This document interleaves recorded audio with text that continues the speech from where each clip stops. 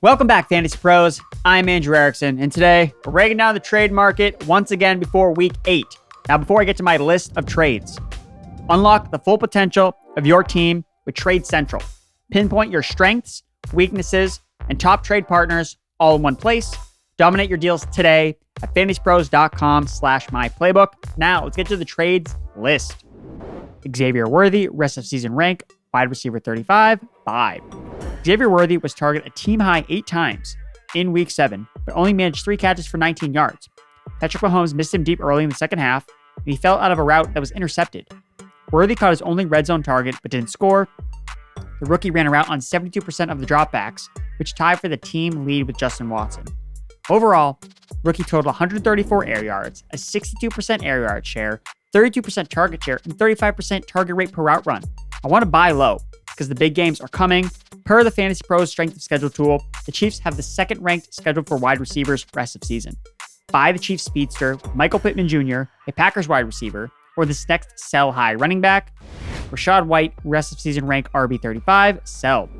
White had 10 carries for 40 yards in Week 7 after missing the previous game.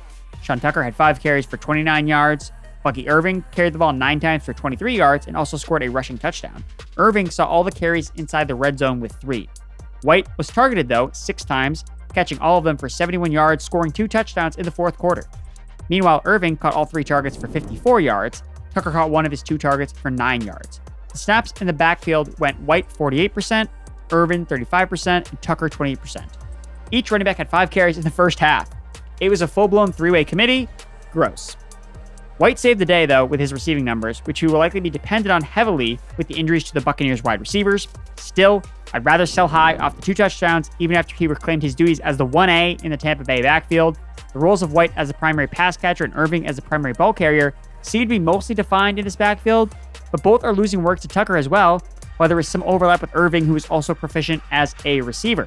All in all, it's best to avoid the Tampa Bay backfield if possible.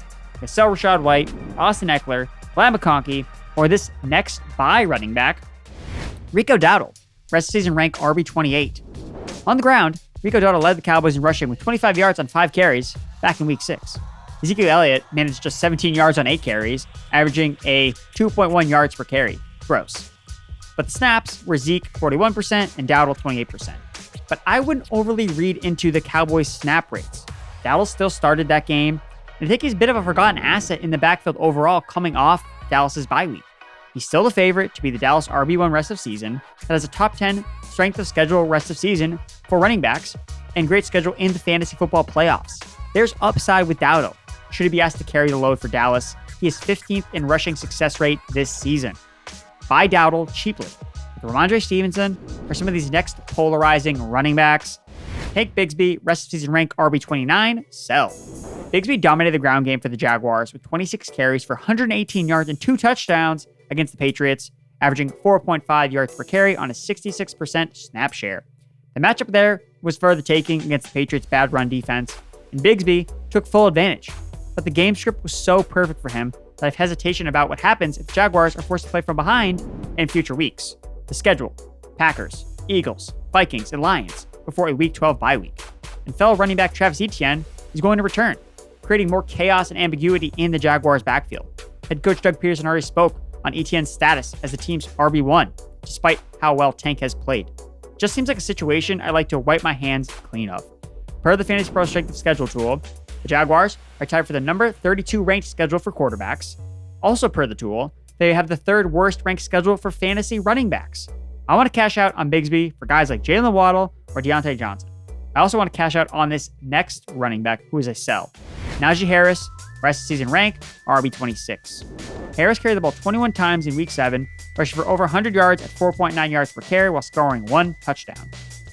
Meanwhile, backfield teammate Jalen Warren had 12 carries for 44 yards, averaging 3.7 yards per carry.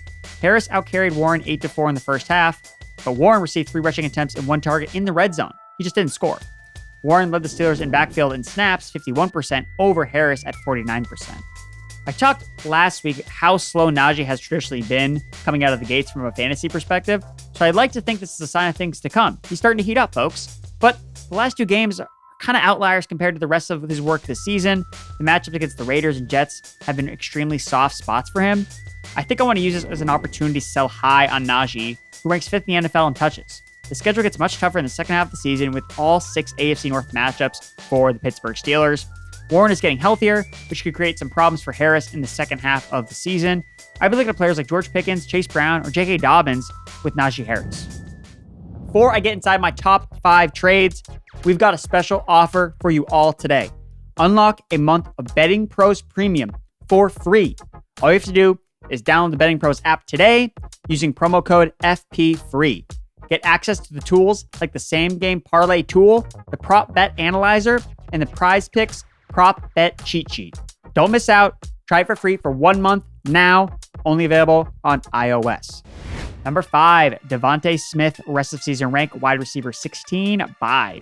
Smith had a single reception for negative yardage on 2 targets in week 7. Woof. This was the most outlier of outlier games for Devonta Smith.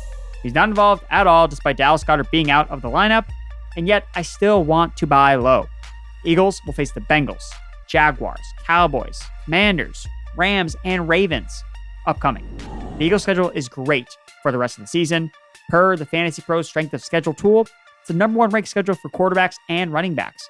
Offensive production is coming for the Eagles, and in the playoffs, weeks 14 through 17, Philly plays the Panthers, Steelers, Commanders, and Cowboys. I'm going to buy low on the Eagles wideout with a player like Marvin Harrison Jr. or this next wide receiver, who is a sell high, in my opinion. Amari Cooper, rest season rank wide receiver 21, sell. Cooper was mostly reliable in his Bills debut, catching 4 of 5 targets for 66 yards with a long of 27 yards. He also added a red zone touchdown. He dropped his first pass, would expect nothing less, but he also bounced back later in the game. Cooper didn't play a full allotment of snaps with his new team, as he ran a route on just 31% of the dropbacks, but his 45.5% target rate per route run is very encouraging for his long-term outlook with Allen as his quarterback. I still think, though, Cooper's going to maintain his boom or bust mantra, but the highs will be very appealing attached to Josh Allen. Although his playoff matchups at home in Buffalo outdoors against the Jets and Patriots respectively don't seem like monster Cooper outings. Just put him on the trade block and see if you can get overpay for the Bills' perceived number 1 wide receiver. Buffalo plays the Seahawks and Dolphins in the next 2 games. Buffalo went noticeably more pass-heavy in week 7, plus 10% pass rate over expectation compared to the negative 3% pass rate over expectation weeks 1 through 6. If that doesn't sustain, Cooper's volume might not be as favorable rest of the season. I would trade or sell high on Amari Cooper for players like Garrett Wilson, Jaden Reed, or another receiver who was also traded recently. Number 3, Davante Adams, rest of season rank, wide receiver 17, bye. Adams caught 3 of his 9 targets for 30 yards, averaging just 10 yards per catch. Saw 1 red zone target in his Jets debut, but didn't catch it. 45 air yards, a 22% air yard share, and 23% target share.